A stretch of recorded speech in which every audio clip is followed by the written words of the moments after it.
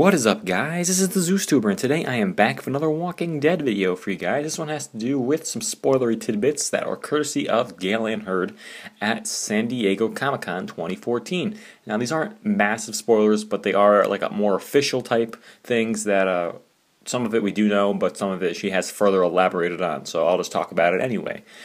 We do know that Season 5 will pick up right where Season 4 left off, and she had to say, it's the first time we hadn't had months pass between seasons. I think fans would have gone crazy if we'd picked up and our main group was already cohabiting in peace with the Terminians. So that makes sense. I mean, we already kind of knew there wasn't going to be that significant of a time jump, if at all, so nothing new there. The residents of Terminus are so significant that they have their own nickname. She had to say, it's certainly a very key component, Hurd says, especially as we call them alternately the Termites or the Terminats. We also know Season 5 gets out of the woods. We like the fact that we're going to be changing it up with urban settings and suburban settings, teases Hurd. Suburban settings. Alexandria, anybody? Wiltshire Estates? We'll have to wait and see. There will be 2 story arcs again in Season 5. We always have one sort of overarching arc, but there are distinct natural ends to particular arcs that fall during the mid-season finale and pick up again in the mid-season premiere, she says. Not everyone is cool with heading to Washington, D.C.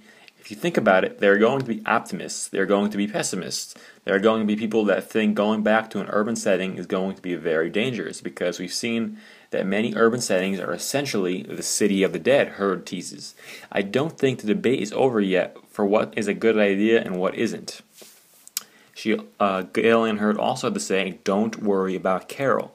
She might have had a big presence in the Season 5 trailer, but Hurd says that wasn't an intentional omission. If you are able to blow the video up, I think you'll be able to see her, or at least part of her, she says, which further leads into my theory about her that was being her in that that crowd of walkers covered in zombie blood.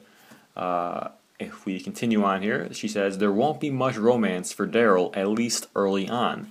Daryl's interesting because there are the people who want him to hook up with Carol, and there are the ones who want him to hook up with Beth.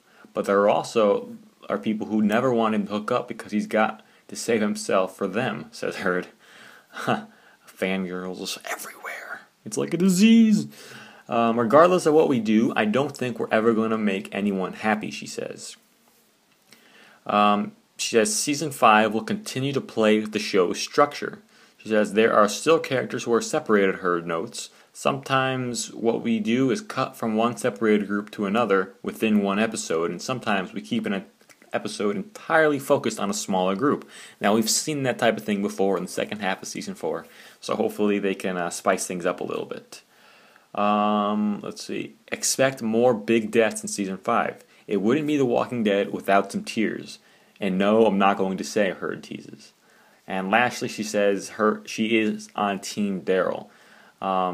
The Walking Dead premieres Sunday, October 12th at 9 p.m. Are you guys ready? I know I am. I've been mentally prepared for this since March 31st when Season 4 premiered. But, you know, we have to have our little wait so they can go film.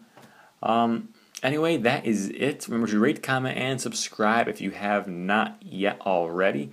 And I'll see you guys later.